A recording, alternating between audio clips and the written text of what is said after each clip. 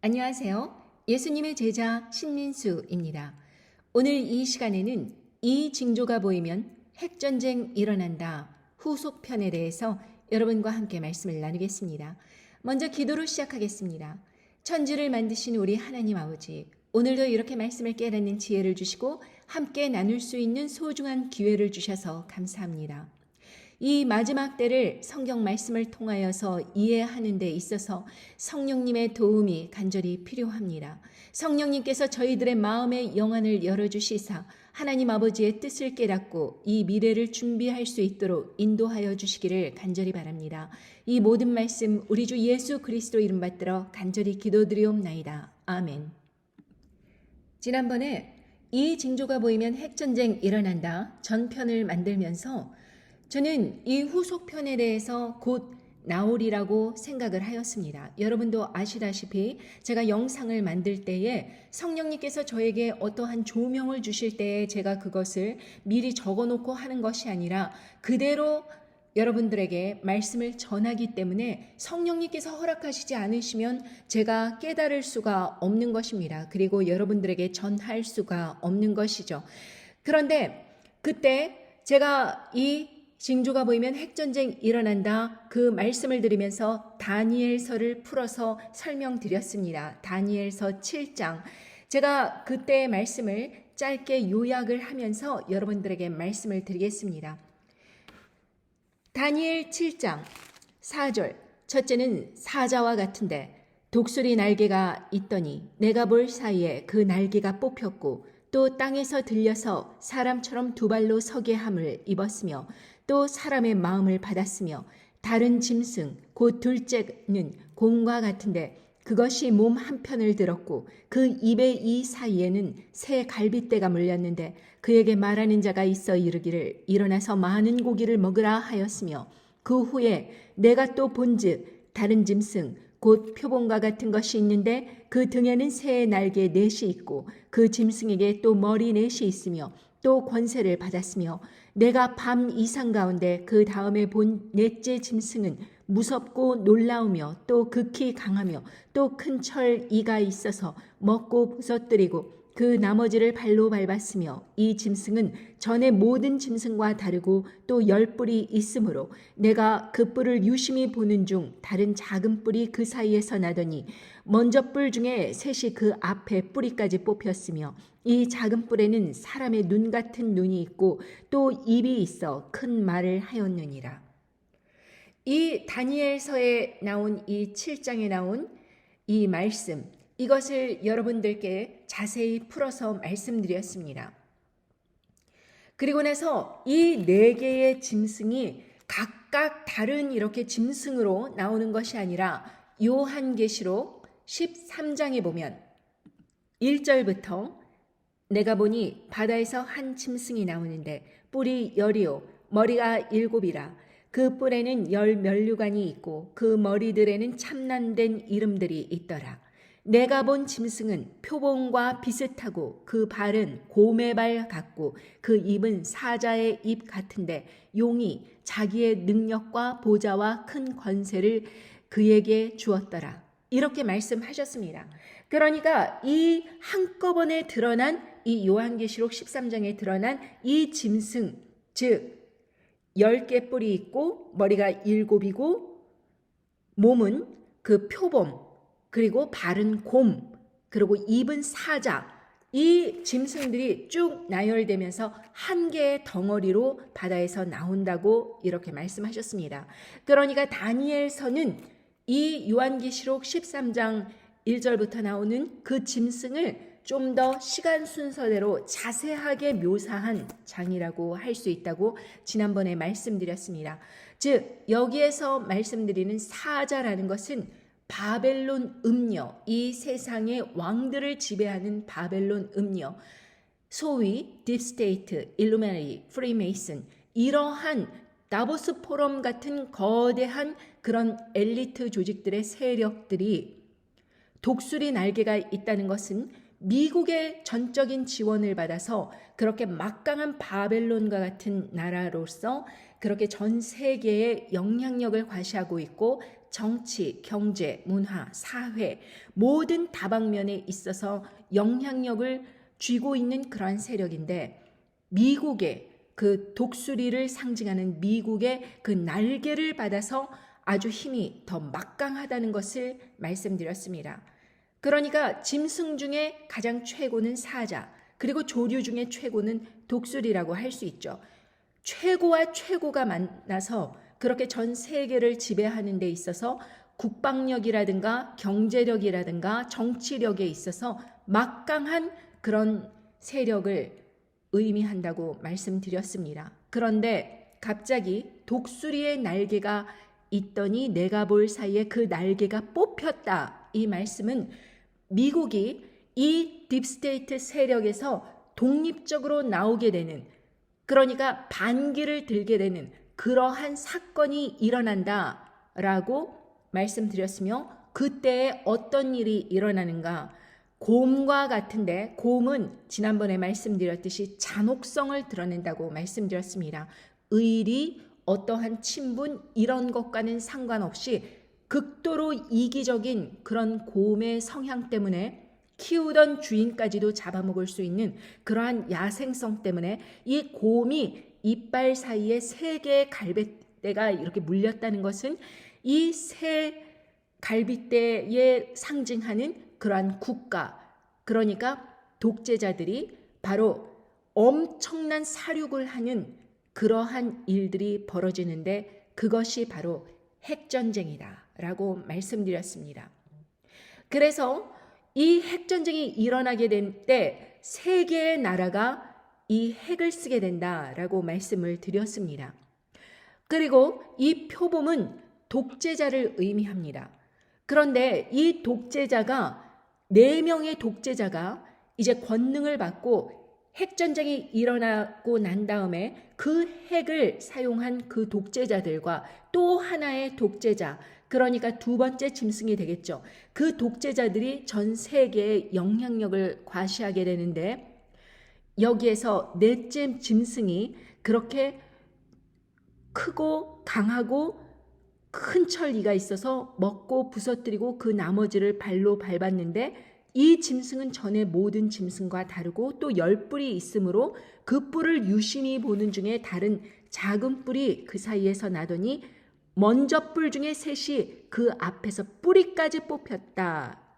그런데 이 작은 뿔에는 사람 눈 같은 눈이 있고 또 입이 있어 큰 말을 하였더라. 바로 첫 번째 짐승인 적그리스도를 의미하는데 이 적그리스도는 단지 3개의 핵을 가진 나라들 뿐만 아니라 10개의 핵을 가진 나라들을 총괄하고 있는 그러한 세력으로 그렇게 드러난다.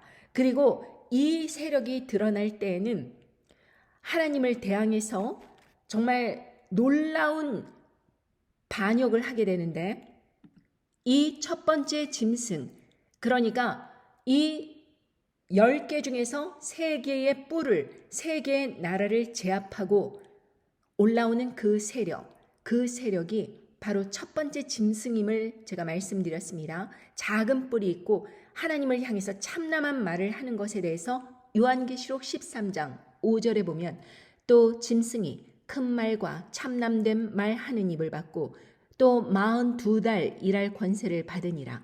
짐승이 입을 벌려 하나님을 향하여 회방하되 그의 이름과 그의 장막 곧 하늘에 거하는 자들을 회방하더라. 또 권세를 받아 성도들과 싸워 이기게 되고 각 족속과 백성과 방언과 나라를 다스리는 권세를 받으니 죽임을 당한 어린 양의 생명체에 창세 이후로 농명되지 못하고 이 땅에 사는 자들은 다 짐승에게 경배하리라. 이렇게 말씀하셨습니다. 그러니까 이 첫 번째 짐승은 다른 짐승들과 차원이 틀린 것입니다. 이 첫 번째 적그리스도 짐승은 이 땅에서 하나님의 성전인 성도들을 완전히 잔멸하는 것을 목표로 삼고 사단에게 권세를 받아 이 세상을 지배하게 되는 그런 세력인데 42개월 동안 다스린다라고 말씀드렸습니다. 그 첫 번째 짐승에 대해서 그 이름이 666이다. 그 본명이 666이라는 것입니다. 게마트리아 수법에 보면 그 각 사람마다 알파벳마다 수가 있습니다. 그런데 그 사람의 이름을 제가 직접 넣어서 그렇게 보았을 때 그 사람의 이름이 정확히 666이 나왔습니다. 그래서 저는 그 첫 번째 짐승을 지금 현교황이라고 그렇게 말씀드렸습니다. 그 현교황이 이제 이 세계 뿔을 밟고 올라오는데 이 세계는 즉 핵을 사용한 나라라고 말씀드렸습니다. 곰이 그 이 사이에는 세 개의 갈빗대가 물렸는데 그에게 말하는 자가 있어 이르기를 일어나서 많은 고기를 먹으라 하였으며 여기에서 볼 때 이 갈빗대 세 개의 갈빗대는 즉 전 세계를 초토화시키고 많은 인명 피해를 낼 핵을 사용하는 핵전쟁을 일으킬 세 개의 나라이다 라고 말씀을 드렸습니다. 그 핵전쟁으로 인해서 이 사자 음녀 바벨론 세력이 멸망을 당하는 것입니다. 요한계시록 18장 2절부터 3절을 보면 힘센 음성으로 외쳐가로되 무너졌도다 무너졌도다 큰 성 바벨론이여 귀신의 처소와 각종 더러운 영에 모이는 곳과 각종 더럽고 가증한 새에 모이는 곳이 되었도다. 그 음행의 진노의 포도주를 인하여 만국이 무너졌으며 또 땅의 왕들이 그로 더불어 음행하였으며 땅의 상고들도 그 사치의 세력을 인하여 치부하였도다 하더라. 이렇게 음녀 바벨론 세력이 일시간에 무너지는데 요한계시록 18장 8절에 보면 그러므로 하루 동안에 그 재앙들이 이르리니 곧 사망과 애통과 흉년이라.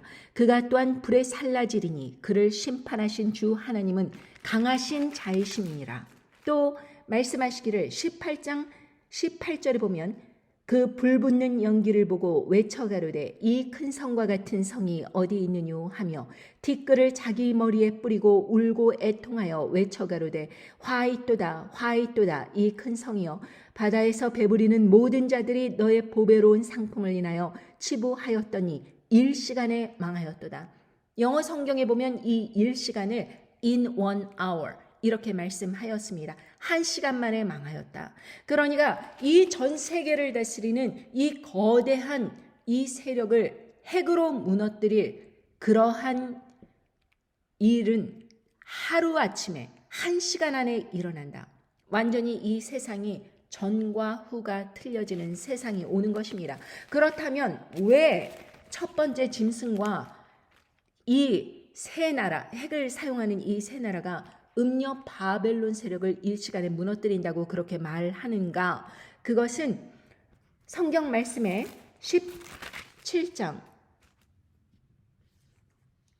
15절부터 보겠습니다. 또 천사가 내게 말하되 네가 본 바 음녀의 앉은 물은 백성과 무리와 열국과 방언들이라. 네가 본 바 이 열불과 짐승이 음녀를 미워하여 망하게 하고 벌거벗게 하고 그 살을 먹고 불로 아주 사르리라. 하나님이 자기 뜻대로 할 마음을 저희에게 주사 한 뜻을 이루게 하시고 저희 나라를 그 짐승에게 주게 하시되 하나님 말씀이 응하기까지 하심이니라. 또 네가 본 바 여자는 땅의 임금들을 다스리는 큰 성이라 하더라. 여기에서 여자는 바벨론 음녀입니다.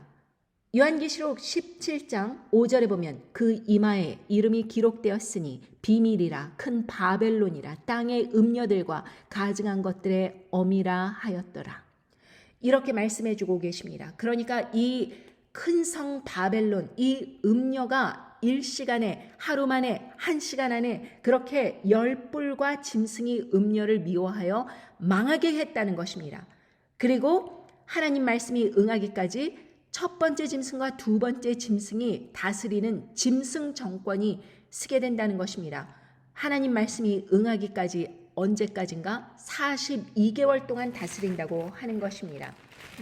요한계시록 13장 5절에 보면 또 짐승이 큰 말과 참남된 말 하는 입을 받고 또 42달 일할 권세를 받으니라. 그러니까 이후 3년 반 짐승 정권이 다스리는 42개월 동안 다스리는 이후 3년 반으로 들어가기 위해서는 이 세상을 지배하고 있는 기존의 엘리트 세력인 음녀 바벨론 세력을 멸망시켜야 되는 것입니다. 왜냐하면 여자가 땅의 임금들을 다스리는 큰 성이라 하더라. 이렇게 말씀하셨기 때문에 이 우두머리가 두 개가 될 수 없는 것입니다. 짐승 정권이 서기 위해서는 음녀 바벨론 세력을 무너뜨려야지 되는 것입니다. 그런데 이렇게 음녀 바벨론 세력을 무너뜨리기 위해서 이 잔혹한 곰이 그것이 몸 한편을 들었다는 것은 이제 본격적으로 싸움을 시작하고 이제 내리친다는 것입니다. 그래서 그 입에 이 사이에 새 갈빗대가 물렸다는 것은 이 새 나라가 핵을 쓴다는 것입니다. 그리고 나서 많은 고기를 먹으라. 물론 음녀 바벨론만 무너뜨리는 게 아니라 거기에 속해 있는 많은 그 백성들과 국민들과 그런 민족들이 다 무너지겠죠. 그러니까 이 세상은 핵낙진으로 인해서 그 3차 대전인 이 핵전쟁이 발발하기 전과 후가 완전히 다른 세상이 되는 것입니다. 여러분, 이것을 여러 차례 말씀드릴 때 많은 사람들이 이렇게 평온하고 안전해 보이는데 왜 갑자기 핵전쟁이 일어난다는 것이냐? 설마 성경 말씀에서 아무리 그렇게 설명하였다고 하더라도 핵전쟁 일어난다는 이야기 정확히 없다. 이러면서 고집을 피는 사람들이 있는데 여러분, 이 세상에 어떤 무기가 총칼 들고 싸워서 하루 만에 전 세계를 지배하는 세력을 무너뜨릴 수 있겠습니까? 그것도 1시간 안에? 여러분, 그리고 군사 전문가들도, 세계적인 군사 전문가들도 지금 돌아가는 상황이 언제 누가 핵을 사용한다 하더라도 전혀 이상한 그런 세상이 아니다라는 것을 여기저기 발언하고 있습니다. 우크라이나 러시아 전쟁 때도 그렇고 이스라엘 하마스 전쟁 때도 그렇고 많은 뉴스들에 밀려서 그 국지전이겠지, 그냥 그러다가 끝나겠지, 사람들은 이렇게 생각하고 있지만 여러분, 사람도 궁지에 몰리게 되면, 이 전쟁에서 지게 되면 국가 전범으로 인해서 모든 세력이 다 전멸을 하고 모든 그 실권이 다 빼앗기고 어차피 그렇게 자기가 쓰러질 바에야 반항하지 않겠습니까? 힘을 모아서 대적하지 않겠습니까? 그래서 이 일이 지금 일어나고 있는 것이다 라는 것입니다. 그런데 저는 이 후속편을 만들기 전에 한 가지 의문점이 있었습니다. 이 독수리의 날개가 왜 미국이 갑자기 그렇게 탈퇴를 하는가? 이 딥스테이트와 디커플링을 하게 되는가? 이것을 이해하지 못했던 것입니다. 여러분, 과거를 보고 현재를 보면 미래를 알 수 있는 것입니다.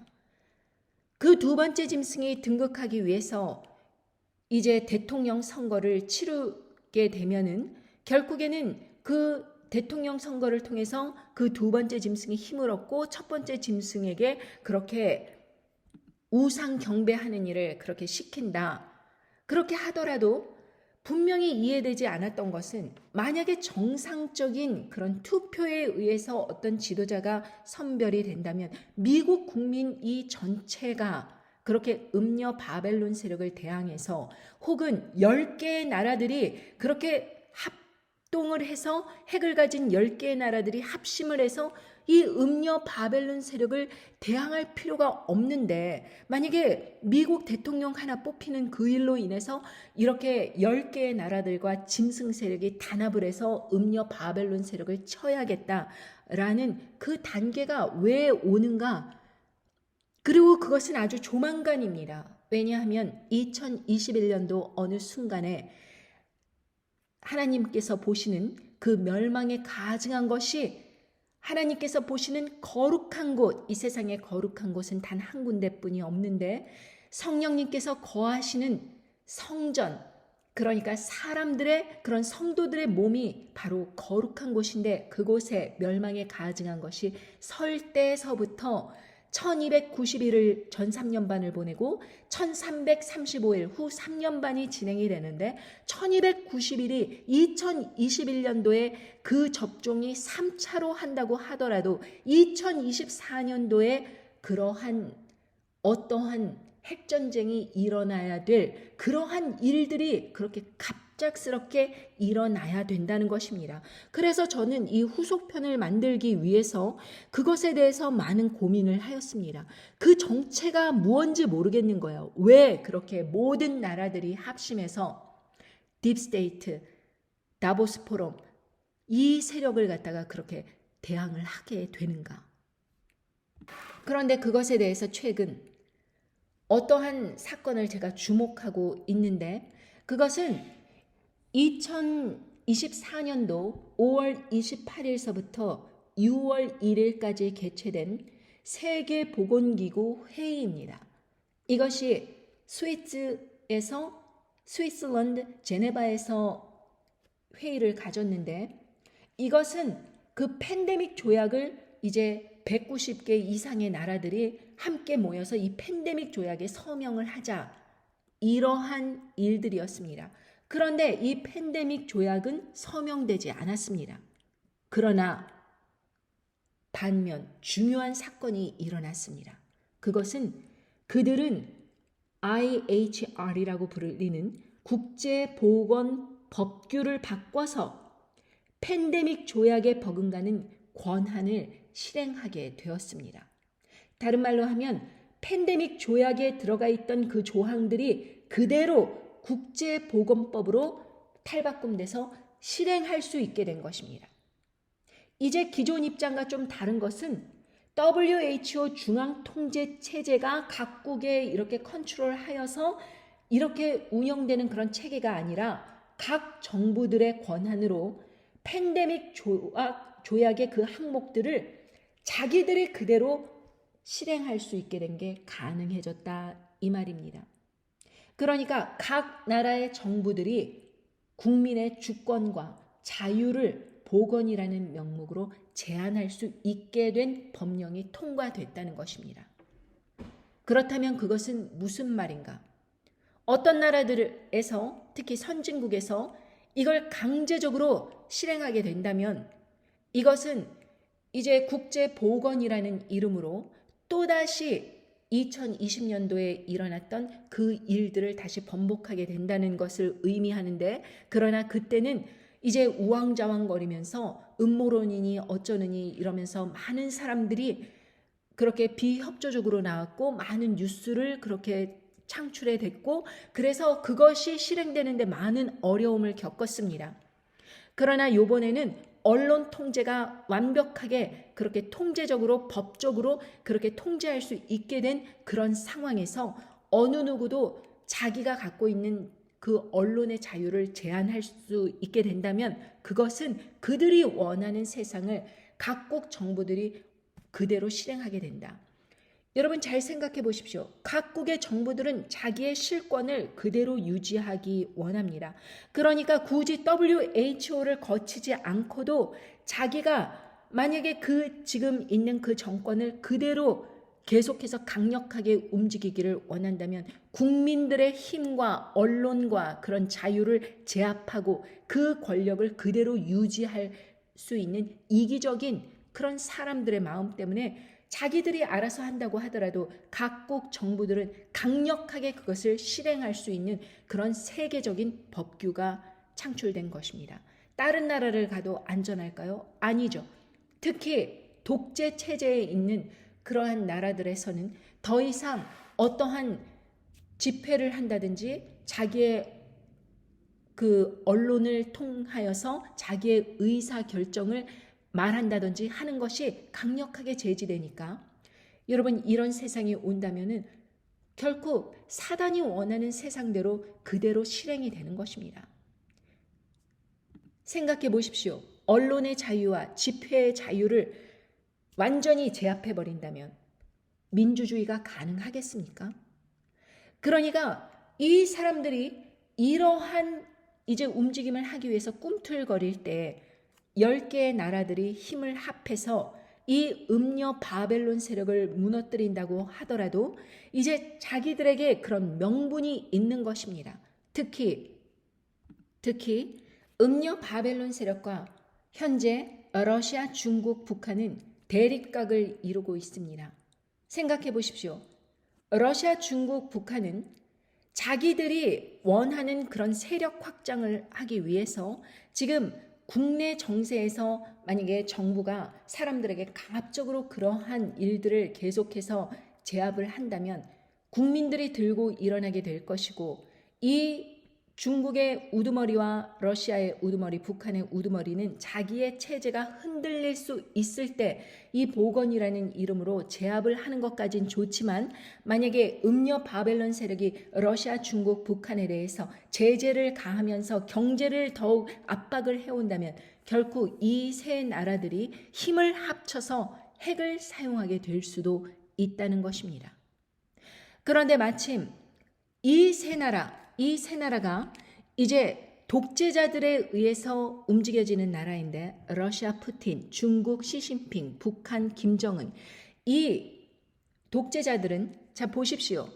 그 후에 내가 또 본즉 다른 짐승 곧 표범과 같은 것이 있는데 그 등에는 새의 날개 넷이 있고 그 짐승에게 또 머리 넷이 있으며 또 권세를 받았으며, 이 표범이라는 것은 독재자를 의미한다고 말씀을 드렸습니다. 그러니까 새 날개 넷이 있다는 것은 이 권한이 갑자기 막강해진다는 것이고, 이제 활동 영역이 커진다는 것이고, 머리 넷이 있다는 것은 여기에서 이 독재자들의 머리가 이제 넷이라는 것입니다. 네 개의 나라들과 이 네 개의 나라들의 각각의 우두머리인 독재자들, 이 네 명이 있다는 것입니다. 전 세계 여러분, 독재자가 누구입니까? 대표적인 독재자 푸틴이죠. 그리고 중국 시진핑이죠. 그리고 김정은, 그렇지요. 그런데 여기에 한 명이 더 추가가 됩니다. 미국의 트럼프. 이렇게 돼서 그 독재자들이 이렇게 그 표범 전 세계를 다스리는, 그 핵전쟁 후에 전 세계를 다스리는 주요 그 인물들로 등장을 하게 되는데, 갑자기 이제 이 때에 많은 사람들이 핵전쟁이 일어나고 난 다음에 많은 그 사람들이 침체되고 어렵고 괴롭고 이러한 상황에서 이제 자기가 구원자의 역할을 하면서 이 세계의 뿔, 세계의 머리를 치고 올라오는 그 적그리스도. 그러니까 중국, 러시아, 북한의 우두머리, 이 사람들을 그렇게 사람들의 그 안전과 이제는 평화로운 나라를 만들겠다라는 슬로건으로 이 독재자들을 치고 올라오는 그러한 인물이 있으니, 바로 평화와 그 희망을 상징하는 적 그리스도가 올라온다는 것입니다. 그로 인해서 10개의 나라들 중에서 3개의 뿔이 빠지는데, 이 작은 뿔이 그 사이에서 나더니 먼저 뿔 중에 셋이 그 앞에 뿌리까지 뽑혔으며, 이 작은 뿔에는 사람의 눈 같은 눈이 있고 또 입이 있어 큰 말을 하였느니라. 자기가 하나님처럼 그렇게 사람들에게 자기를 따라라 이러면서 그 우상 숭배를 받기 위해서 이 독재자, 러시아, 중국, 북한을 다스리고 있는 이 독재자들을 뿌리까지 뽑아버리고 그러고 자기가 올라오게 되는 것입니다. 그러나 한 사람은 뽑히지 않았죠. 누구? 두 번째 짐승인 트럼프는 뽑히지 않고 그대로 있는다, 이것입니다. 여러분, 제가 이 다니엘서를 읽으면서 이것이 영적인 이해가 없으면 신학에서도 가르쳐주지 않고 어느 누구도 가르쳐주지 않는 그러한 말씀임에도 불구하고 여러분들에게 아마 제가 처음으로 여러분들의 이 상황을 말씀드린 것으로 알고 있습니다. 제가 여러 그 사람들의 설교 말씀과 많은 이야기를 들었지만 이것은 과거형으로 설명을 할 뿐, 그 사람들은 이것이 미래의 요한계시록 13장에 일어나는 그 일과 연결되어 있다는 것을 전혀 접목시키지 못하고 있다는 것을 볼 때, 여러분들께서 이 상황을 분명하게 이해하신다면 앞으로 여러분들께서 무엇을 준비해야 될지, 어떠한 인물들을 주의해야 될지 그것에 민감하게 이제 반응할 수 있을 것입니다. 그러니 이제 국제보건법이 이렇게 강력하게 실행될 수 있는 이러한 기반이, 법적인 기반이 딱 마련이 됐을 때, 여러분 이제는 때가 왔다는 것을 여러분들께서 직감하셔야 됩니다. 또 다른 팬데믹이 오나 이것으로 걱정하는 것이 아니라 팬데믹보다 더 막강한 그 핵전쟁이 일어나게 된다는 것을 말입니다.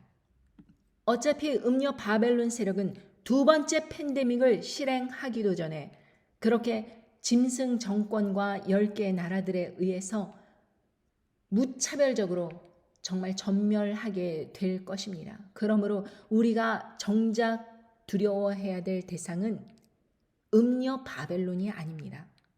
앞으로 다가올 짐승 정권. 그러나 우리에게 하나님 아버지께서 말씀을 주셨고 성령님께서 우리 안에 계시다면 두려워할 것은 없습니다. 이미 다가올 일들이라는 것을 우리가 깨닫고 그를 대응해서 준비하면 됩니다. 여러분, 죽음이 두렵고 죽음의 종로를 타고 있다면 진정으로 성령님께서 역사하시는 삶이 아닙니다. 우리는 성령님께서 우리 안에 계시다면 우리가 죽는다 할지라도 우리에게 영원한 약속, 천국의 약속과 그리고 예수님께서 함께 하신다는 그 약속이 있기 때문에 우리는 죽음을 두려워할 필요가 없는 것입니다. 그런데 많은 사람들이 이 죽음이라는 이 당면한 과제 때문에 자기의 믿음이고 무엇이고 다 집어던지고 그냥 적그리스도를 따라가는 세상에 다가올 것입니다. 왜? 식량이 핍절하고 살기가 너무 힘들어지고 이 짐승 정보를 의지하면 당장의 생활이 해결이 안 되는 것입니다. 핵전쟁이 일어난 세상은 바로 이 네 번째 짐승의 그러한 상황과 같이 너무나도 처참한 상황일 것입니다.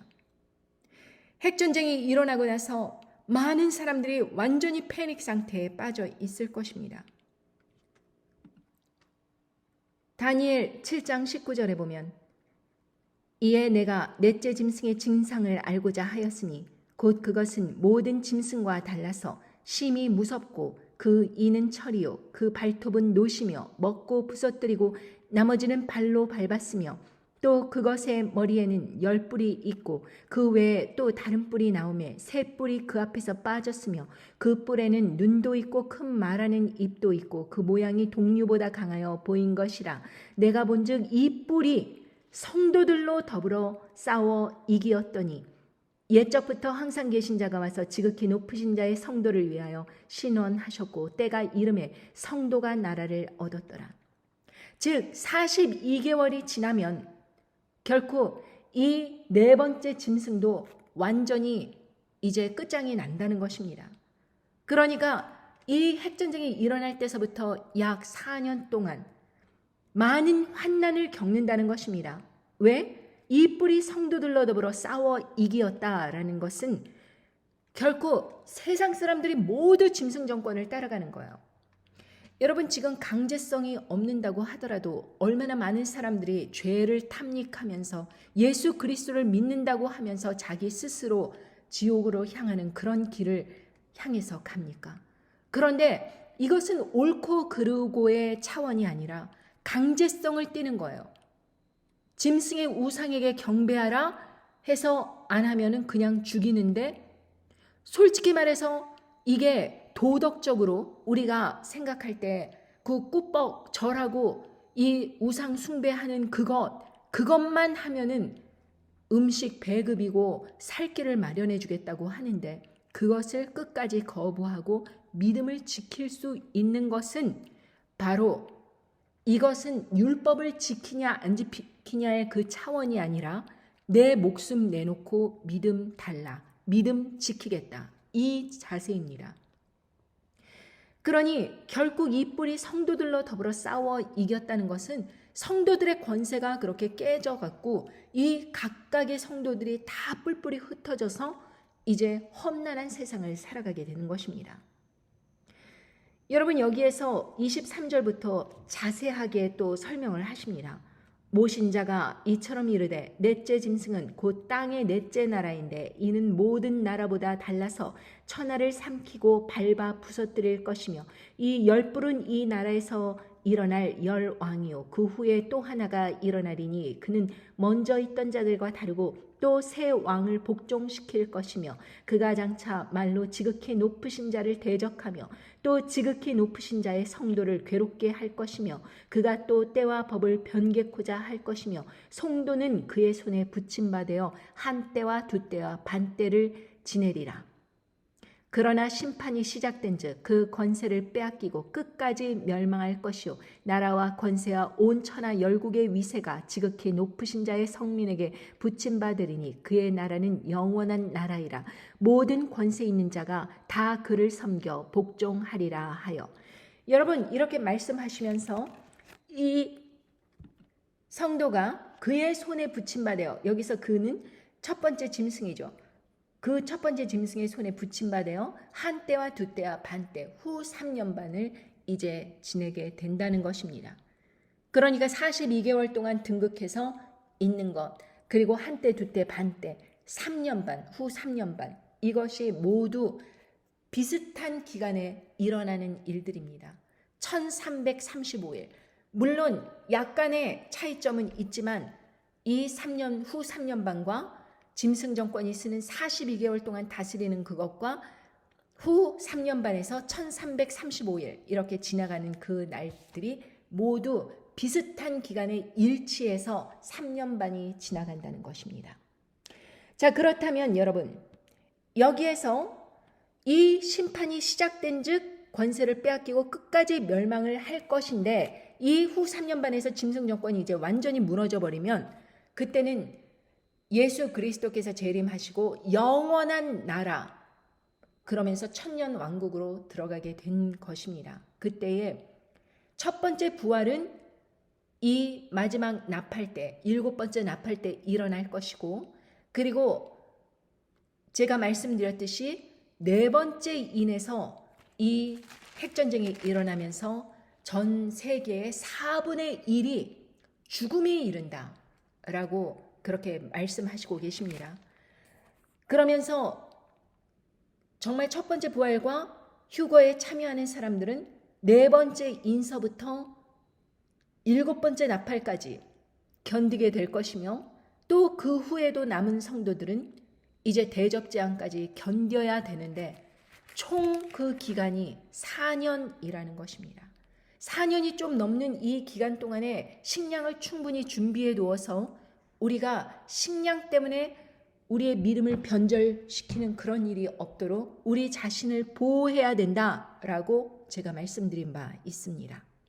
왜냐하면 세 번째 인에서 요한계시록 6장 5절 셋째 인을 떼실 때 내가 들으니 셋째 생물이 말하되 오라 하기로 내가 보니 검은 말이 나오는데 그 탄자가 손에 저울을 가졌더라. 내가 내 생물 사이로서 나는 음성을 들으니 가로되 한 데나리온의 밀 한 대요 한 데나리온의 보리 석 대로다. 또 감람류와 포도주는 해치 말라 하더라. 이렇게 말씀하셨습니다. 그러니까 밀가루 한 봉지가 한 데나리온, 미국 기준으로 하면은 200~300불 한다는 것입니다. 그러니까 식량값이 폭등을 하는 거예요. 언제? 이 두 번째 인에서 전쟁이 일어나는 것입니다. 이에 4절에 보면 이에 붉은 다른 말이 나오더라. 그 탄자가 허락을 받아 땅에서 화평을 제하여 버리며 서로 죽이게 하고 큰 칼을 받았더라. 큰 사륙이 일어나는 일들이 둘째 인에서 일어나는 것입니다. 핵전쟁이 일어나는 것이 둘째 인에서 일어나는 것입니다. 그러고 나서 핵낙진으로 인해서 전 세계의 곡물들이 먹을 수 없게 되는 거예요. 그러니까 비축해놓은 그런 식량이 얼마나 가격이 폭등을 하겠습니까? 그러니까 이 한 데나리온에 밀 한 대, 밀가루 한 봉지가 300~400불 하는 그런 세상이 온다는 것입니다. 그때 가서 내가 구입을 하려 그러면은 얼마나 식량값이 비싸겠습니까? 그런데 여기에서 보면 위로되시는 말씀이 있는데 감람류와 포도주는 해치 말라 하더라. 이 말씀은 시편 128편 3절을 보겠습니다. 시편 128편 3절 네 집, 내 실에 있는 네 아내는 결실한 포도나무 같으며 네 상에 둘린 자식은 어린 감람나무 같으리로다. 즉 무슨 말씀이냐? 하나님 아버지께서 준비시키신 그 성도들, 그러니까 자기가 그 식량을 준비해 놓은 슬기로운 다섯 처녀와 같은 그러한 성도들은 건드리지 말라고 하시는 것입니다. 감람류와 포도주는 해치 말라. 가족들은 해치 말라고 하시는 것입니다. 감람류가 뭐라 그랬어요? 아내, 포도주, 아이. 그 가족들은 그 먹을 것은 해치 말라 하더라. 이렇게 하셨습니다. 그러니까 우리가 식량을 비축해 놨습니다. 그런데 이 비축된 식량이 그렇게 핵낙진으로 인해서 오염되지 않도록 하나님 아버지께서 믿음으로 준비한 것이기에 믿음으로 그렇게 지켜주시는 그런 날이 올 것이라는 것에 우리가 희망을 둘 수 있습니다. 그러니까 제가 여러 번 누누이 여러분들에게 식량을 준비해 두라고 말씀드리는 것입니다. 지금 풍년의 때입니다. 지금 곡물 가격도 쌉니다. 그런데 이러한 날이 갑자기 닥치면 이렇게 전과 후가 완전히 틀리듯이 사람들이 제일 먼저 달려가는 것이 어디입니까? grocery, 바로 식료품점입니다. 비축 식량을 하려고 대구매를 하는 것이죠. 대량 구매를 하는 것입니다. 그러면 그때 가서는 없어서 못 파는 그런 시대가 오는 것입니다. 그러니까 희소가치 때문에 올라가는 거예요. 식량 가격이. 그런데 여러분, 넷째인에서 넷째인을 떼실 때 내가 넷째 생물의 음성을 들으니 가로되 오라 하기로 내가 봄에 청황색 말이 나오는데 그 탄자의 이름은 사망이니 음부가 그 뒤를 따르더라. 저희가 땅 4분의 1의 권세를 얻어 검과 흉령과 사망과 땅의 짐승으로서 죽이더라. 여러분, 넷째인이 떨어지면서 땅 4분의 1, 그러니까 핵폭탄이 떨어지는 곳이 약 4분의 전 세계 4분의 1이 된다는 것입니다. 여러분, 핵폭탄을 투여할 때 어디 저기 고원지대, 사람들이 살지 않는 그런 산맥, 그런 데다 떨어뜨릴까요? 아니죠. 바벨론 음녀가 밀집해 있는 곳, 가장 상업이 성행하고 그리고 많은 돈줄이 오고 가는 곳, 그런 곳에 떨어진다는 것입니다. 부촌에 떨어진다는 것입니다. 도심지에 떨어진다는 것입니다. 그러니 여러분, 제일 위험한 곳, 중국, 러시아, 북한, 여기에서 핵을 쏜다면 어디에 핵을 쏠까요? 러시아는 서유럽, 중국은 대만, 홍콩, 싱가포르, 북한은 한국, 일본, 가장 위험성이 높은 나라들입니다. 그런데 그 가운데서도 이렇게 핵이 투여되면은 그 다음서부터 식량값이 폭등을 하는데 그 핵전쟁에서 하루아침에 떨어진 그것에 의해서 살아남았다고 하더라도 이제부터는 믿음의 경주입니다. 누가 죽고 사느냐가 문제가 아니라 이 신앙을 지킬 수 있느냐 없느냐. 천국과 지옥 갈림길에서 여러분 우왕좌왕 하시겠습니까? 아니면 천국의 길을 완전히 선택하여서 죽기 살기로 나오겠습니까? 여러분, 제가 2011년도 말, 그러니까 2012년도 초, 그때에 제 주치의가 남편과 저를 함께 오라 그래요. 그래서 불렀는데 저보고 그러는 것입니다. 이 헤모글로빈이라든가 백혈구라든가 이런 게 정상 수치가 예를 들면 13, 14라면은 제가 5에서 6이 7 안 되는, 그러니까 5, 6을 왔다 갔다 하는 것입니다. 4에서 6. 그러니까 다른 사람보다 현저히 떨어지는 것입니다. 반도 안 되는 것입니다. 그래서 그 사람이 뭐라고 이야기를 하느냐 하면 그 여자 의사가 저에게 평생 투석을 해야 될지도 모른다고 하였습니다. 남의 피를 수혈받아서 정기적으로 살아야 된다는 것입니다. 그랬을 때 저는 어떤 마음이 들었냐 하면 내가 만약에 다른 사람들의 피를 수혈받아서 살 수밖에 없는 그런 인생이 된다면 나는 내 인생 이미 하나님께 드렸는데 뭐가 두려우랴, 그런 마음이 들더라고요. 그래서 그 사람이 저보고 투석을 해야 된다고 그렇게 이야기를 하면서 이제 조직 검사를 해야 된다고 여기저기 보내는데 그 검사 받는 거 일체 가지 않았습니다. 그 이후로는 뭐 정기 검진도 받지 않았습니다. 그리고 남의 피 수혈 받지도 않았습니다. 그게 2011년도에 12년도 그때. 그러고 나서 지금 2024년도입니다. 아직까지 건강하게 살아 있습니다. 여러분, 제가 그때 너는 죽을 수도 있다. 너는 지금 당장 앰뷸런스에 실려갈 수도 있다. 라고 저에게 이야기를 하는데 저는 죽음이 두렵지 않더라고요.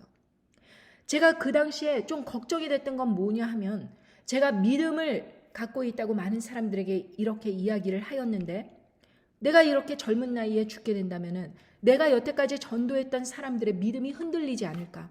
제가 그것을 걱정하고 있더라고요. 그래서 제가 그때 깨달은 것입니다. 아, 죽음이 끝이 아니라는 것을 나는 뼛속까지 깨닫고 있구나. 그래서 죽음이 두렵지 않다는 걸 제가 깨달았을 때 사람은 물론 두렵지 않더라고요. 왜? 사람이 최악으로 할 수 있는 게 뭐겠습니까? 날 죽이는 거. 그것뿐이 할 수 있는 게 없습니다. 여러분, 그러나 여러분들에게 있는 영생, 이 평생, 이 영원한 세상을 그렇게 천국에서 살 것이냐? 아니면은 음부의 그 지옥불, 불못에서 그렇게 고통을 받으면서 살 것이냐? 이 기로점에서 왜 사람들은 현명하게 예수 그리스도를 붙잡고 그렇게 죽기 살기로 예수님을 믿지 않는가? 그것이 저는 너무나도 답답하더라고요. 그러니까 여러분, 그런 일이 맞닥뜨리기 전에 이렇게 식량을 준비해 둔다면, 가족들과 여러분이 보호될 수 있다면 이때에 믿음이 더욱 견고해지지 않겠습니까? 다른 사람들은 아무런 준비가 안 돼 있는 거예요. 그런데 가족들은 준비되는 것입니다. 여러분, 그런데 이러한 중요한 사실을 나만 알고 있는 거예요. 다른 사람들에게 알려주지 않는 거예요. 그래서 다른 사람들이 실족하고 넘어지는 거를 그냥 지켜보면서 나는 깨끗하다, 내 손은 깨끗하다. 여러분들의 손이 깨끗합니까? 전혀 그렇지 않죠. 여러분들은 여러분들께서 하셔야 되는 그 일들을 안 했기 때문에, 파수꾼의 역할을 하지 않았기 때문에 여러분들의 손이 피의 범벅이 될 수 있다는 것입니다. 그러니까 많은 사람들에게 알려주어야 된다는 것입니다. 그것을 따르고 안 따르고는 그 사람들의 몫입니다. 그것을 믿고 안 믿고는 그 사람들의 몫이에요. 그러나 내가 말씀을 받은 자로서, 내가 이 말씀을 들은 자로서 이 세상에 앞으로 환난 날이 다가온다는 것을 아는 사람으로서 가만히 있는다면 그것이 얼마나 하나님 아버지 앞에서 악한 생활을 사는 것입니까? 여러분, 불이 번지고 있어요. 그리고 다음 집이 다른 사람의 집입니다. 내 집은 좀 떨어져 있어요. 그런데 그 바로 옆에 있는 그 사람에게 지금 당신 집이 위험하다. 빨리 피난을 해야 된다. 그렇게 이야기를 하는 것이 옳겠습니까? 아니면은 그 사람은 탁에 내버려 두고 일단 내 보따리부터 하나라도 더 챙기자. 이렇게 하는 것이 더 하나님 보시기에 의롭겠습니까? 여러분, 저 천국에 갈 때는 아무것도 들고 가지 못합니다. 돈 소용없습니다. 어떠한 성취, 학벌 아무것도 소용없습니다. 내 죽음 앞에서 내가 가져갈 수 있는 것, 내가 하나님 앞에서 보일 수 있는 것은 믿음, 그 한 가지뿐이 없는 것입니다. 그래서 그 믿음이 여러분 안에 있다면 여러분들께서 그렇게 죽기 살기로 내 믿음을 간절히 붙들어야겠다라고 생각한다면 어떻게 그 더러운 세상에 합류하여서 그런 악한 습관, 악한 그런 괴계, 그런 데에 합류를 하고 침묵하며 힘이 없이 그냥 수동적으로 살아갈 수 있단 말입니까? 그러나 여러분, 이 말씀을 듣는다는 그 자체, 이 자체는 바로 여러분들께서 핵전쟁에 관하여서 이것이 가능한 일이다, 이것이 성경 말씀에 예언되어 있을 것이다 라는 것을 한 번쯤 생각을 하고 영상을 듣고 또 듣는 것입니다. 그것은 바로 믿음입니다. 많은 사람들이 이 영상을 보았다고 하더라도 여러분들과 똑같이 세상에 이런 일이 벌어지는구나 라고 생각하지 않습니다. 그것은 너 혼자 착각하는 거야. 대부분 이렇게 생각합니다. 그런데 하나님 아버지께서 성령님을 통하여서 한 분 한 분 이 말씀을 듣도록 기회를 주시는 것입니다. 너무나도 여러분들은 귀한 분들입니다. 제 주위에 이런 말씀을 전한다고 하더라도 하나도 믿지 않을 뿐만 아니라 정신 나갔다고 생각하는 사람들이 대부분이기 때문입니다. 그러므로 여러분들이 갖고 있는 믿음이 그렇게 만만한 믿음이라고 스스로 생각하셔서는 안 됩니다. 저는 여러분들이 자기 비하를 한다던가 아니면은 자기 과찬을 한다던가 이런 곳에 빠지지 않기를 원합니다. 여러분은 믿음이 있는 분들입니다. 여러분들은 하나님께서 기회를 주시는 분들입니다. 여러분들은 이 말씀이 나에게 들어온다면 이 말씀이 저와 똑같이 임하는 분들입니다. 하나님의 말씀을 이해할 수 있는 그러한 은혜를 주시고 능력을 주신 분들입니다. 그런데 여러분들이 이 일을 받고 이 말씀을 이해하고 그리고 아무 역할도 하지 않고 아무런 준비도 하지 않고 아무런 주위 사람들에게 이야기도 하지 않고 그 사람들의 비난과 그냥 그런 것들이 두렵고 걱정되고 그래서 아무 이야기 안 하고 그냥 나만 혼자만 믿지 그러다 안 일어나면 어떡하겠어 이렇게 생각을 하지 말라는 것입니다. 만약에 제가 그렇게 생각을 하였다면 저는 이렇게 여러분들에게 담대하게 영상을 올릴 수도 없는 그런 사람 아닙니까? 여러분 저는 제 스스로가 얼마나 부족한 사람인지 늘 깨닫습니다. 저는 저 자신을 믿지 못합니다. 그러므로 제가 한 일조차도 늘 확인을 합니다. 저는 그렇게 제 자신을 믿지 못하지만 제 안에 역사하고 계신 성령님을 믿기에 저는 이렇게 담대하게 여러분들에게 말씀 전하는 것입니다. 제 안에서 성령님께서 여러분들에게 말씀을 전해주셨다면 여러분들께서 그 말씀이 이해돼서 내 스스로를 준비한다는 것은 여러분 안에 계신 성령님이시지 여러분 스스로가 아니라는 것을 여러분들께서 깨달으셔야 됩니다. 여러분 이 일은 정말 실질적인 일입니다. 짐승 정권이 들어서면 제일 먼저 하는 게 성도들을 괴롭게 하고 죽이는 일입니다. 그래서 네 번째 인에서 짐승 정권이 쓰니까 다섯 번째 인에서 어떠한 말씀이 나오느냐. 다섯째 인을 떼실 때 내가 보니 하나님 말씀과 저희의 가진 증거를 인하여 죽임을 당한 영혼들이 제단 아래에 있어 큰 소리로 불러가로되 거룩하고 참되신 대주제여 땅에 거하는 자들을 심판하여 우리 피를 신원하여 주지 아니하시기를 어느 때까지 하시려나이까 하니 각각 저희에게 흰 두루마리를 주시며 가라사대 아직 잠시 동안 쉬되 저희 동무종들과 형제들도 자기처럼 죽임을 받아 그 수가 차기까지 하라 하시더라. 여러분 이 순교자의 수는 정해져 있습니다. 이 수가 차기까지 언제 두 증인이 죽임을 당하고 그렇게 첫 번째 부활이 일어날 때까지 기다려라 이렇게 말씀하시는 것입니다. 그동안 쉬라 이렇게 말씀하시는 것입니다.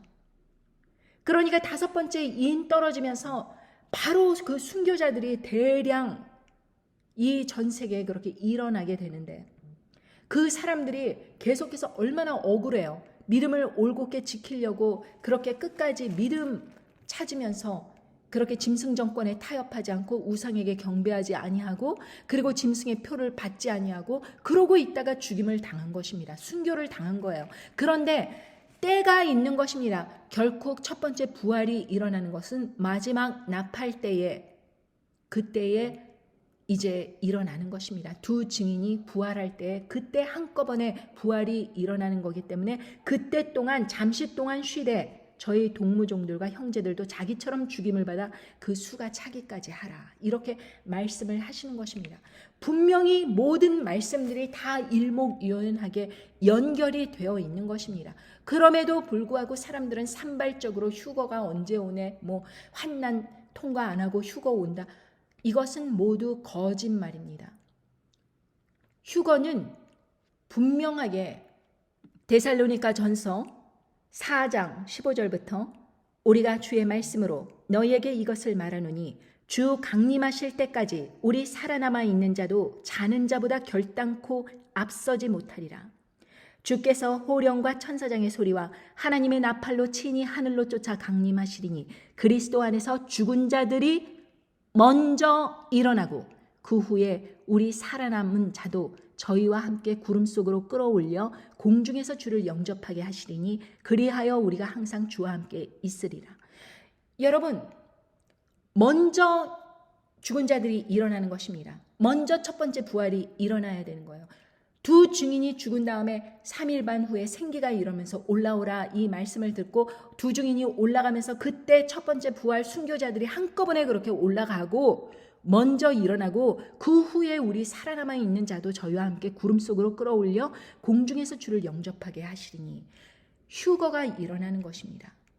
그런데 이 순서를 분명히 이렇게 말씀해 주시면서 우리 살아남아 있는 자도 자는 자보다, 죽었다고 이야기하는 게 아니고 자는 자보다 결단코 앞서지 못하다, 이렇게 말씀하시는 것입니다. 왜? 공로가 있는 것입니다. 순교한 사람보다 더 큰 공로가 어디 있어요? 순교자들이 먼저 대접을 받는 것입니다. 순교자들, 죽기까지 타협하지 않은 것입니다. 믿음을. 그러니까 순교자들을 가장 먼저 대우해 주시고, 그 다음에 그때까지 자기의 믿음을 타협하지 않은 그런 주님의 종들을, 살아있는 사람들 휴거시켜 주는 것입니다. 그리고 아직도 믿음이 더 단련돼야 되는 사람들, 천국에 들어가기 위해서는 믿음이 그냥 다른 사람 따라가는 그런 신앙, 그것이 아니라 각자의 신앙을 그렇게 남아있는 자들, 대접제한까지 통과하면서도 남아있는 자들이 있어요. 그러니까 여태까지 부모님 신앙 혹은 형제 자매들 신앙, 아니면 누구 영적인 리더 신앙, 그거 보고 따라가던 사람들도 각자 자기가 그렇게 시험을 받게 되는 그런 시기가 온다는 것입니다. 대접재앙 때. 16장 그 5번째 그 대접재앙, 6번째 대접재앙이 일어나면서 그 히브리 음으로 아마겟돈이라고 하는 곳으로 왕들을 그 모을 때 이제 큰 전쟁이 일어나는 거예요. 하나님의 사람들, 이제 첫 번째 부활과 휴거가 된 사람들이 이제 예수님과 함께 그렇게 말씀으로 모든 세계를 제압하면서 그 적그리스도 세력을 완전히 잔멸할 때, 이 아마겟돈 전쟁, 이것으로 그렇게 전쟁이 일어날 때, 그때까지, 대접재앙 때까지 남아있는 자들이 있다는 것입니다. 요한계시록 16장 15절에 보면, 보라 내가 도적같이 오르니 누구든지 깨어 자기 옷을 지켜 벌거벗고 다니지 아니하며 자기의 부끄러움을 보이지 아니하는 자가 복이 있도다. 여러분, 의로운 옷을 끝까지 지켜야 됩니다. 아무리 생활고가 많고 아무리 이 살기 힘든 세상이 오고 음식이 핍절하고 많은 사람들이 죽고 황폐하고 전쟁으로 인해서, 핵전쟁으로 인해서 이 모든 것이 황폐하고 쫓겨다니는 신세이고 그런다고 할지라도 남의 것을 도적질하고 살인하고 막 이러면서 그렇게 옷을 벗고 다니는 것이 아니라 누구든지 깨어서 영적으로 깨어 있어야 됩니다. 자기 옷을, 의로운 옷을 지켜서 벌거벗고 다니지 아니하며 자기의 부끄러움을 보이지 아니하는 자가 복이 있도다. 그러니까 말씀으로 끝까지 무장될 수 있도록 그렇게 대접재앙까지 남을 수 있는 가능성이 있다, 이렇게 충분히 생각하시고 식량을 충분히 준비해 두시고 타협하지 않겠다는 믿음으로 끝까지 나와야 됩니다. 내가 정말 순교를 할지, 휴거가 될지, 아니면 남은 자로서 대접재앙까지 끝까지 단련을 받고 예수님과 함께 할지 모르는 것입니다. 그러면 내 운명을 갖다가 그냥 막연하게 나 휴거 되겠지, 이렇게 상상의 나래를 피면서 그런 거짓 미혹을 쫓아가지 말고, 여러분들의 신앙을, 믿음을 그렇게 과찬하지 말고, 하나님 아버지께서 어떠한 상황을 주시든지 내가 끝까지 믿음을 타협하지 않겠다. 여러분, 선과 악은요, 그때에 가면은 물론 하나님 말씀과 계명 지키는 이런 것은 당연한 것이고, 가장 중요한 이 식량과 그리고 생필품 부족과 그리고 모든 열악한 환경 속에서 죽는다고 할지라도 믿음을 변절치 않는 그것으로 지켜야 된다는 것입니다. 마치 예전에 신사참배로 많은 사람들의 믿음이 시험대에 올랐습니다. 그리고 WCC, WEA 같은 그런 것으로 많은 사람들의 믿음이 드러났어요. 정체가. 그렇다면 이런 짐승 정권이 올 때는 믿음이 어떻게 드러나느냐? 타협하지 않겠다. 그것이 믿음이라는 것입니다. 녹록하지 않은 생을 살게 된다는 것입니다. 그러나 우리에게 기쁨이 있는 것은 이 전 선조들은, 믿음의 선조들은 이 날에 이 환난 성도들을 다 부러워하며 살았습니다. 왜? 예수님을 직접 뵐 수 있는 그러한 기쁨을 가지고 살아갈 수 있는 것입니다. 첫 번째 부활에 참여할 수 있는 그런 큰, 정말 얼마나 대박인 그러한 기회가 온 것입니까? 휴거에 참여할 수 있는 그런 엄청난 기회가 온 것입니다. 끝까지 믿음을 변절치 아니하는, 그래서 끝까지 믿음과 생존과 끝까지 남는 자들, 거기에 하나님 아버지께서 상급을 주신다는 것입니다. 그런데 예수님께서 오실 때 믿음을 볼 수 있겠는가? 이렇게 반문하셨습니다. 여러분, 우리는 예수님께 실망시켜드리는 그런 성도가 되지 않기 위해서 이제 이 음녀 바벨론 세력과 짐승 세력이 지네들끼리 이 사단의 세력을 거슬려서 스스로 싸우고 있는 이러한 판국에서 세상 돌아가는 것을 전혀 이해하지 못하고 귀를 닫고 눈을 감고 그냥 누가 어떤 그런 악한 짓거리를 하였나, 누가 뭐 제대로 말씀을 전하는가, 뭐 어쨌는가, 이런 것들을 여러분들이 걱정할 필요도 없이 그때 가면 누가 준비를 하고 끝까지 나오는가, 누가 이 시험 준비를 안 하고 그렇게 얼렁뚱땅 보내면서 사람들 돈이나 긁었는가, 다 정체가 드러나는 것입니다. 그러므로 여러분, 함부로 여러분들의 믿음을 여기저기 그렇게 정체를 흐리면서 타협하지 마십시오. 미혹을 뿌리는 사람을 따라가는 사람들은 결국에는 미혹에 넘어지고 자빠지는 것입니다. 끝까지 말씀 앞에서만 서겠다고 결단하고 나오십시오. 그리할 때 성령님께서 여러분 각 삶에서 역사하시는 그러한 인생들로 나올 줄 믿습니다. 감사합니다. 안녕히 계세요.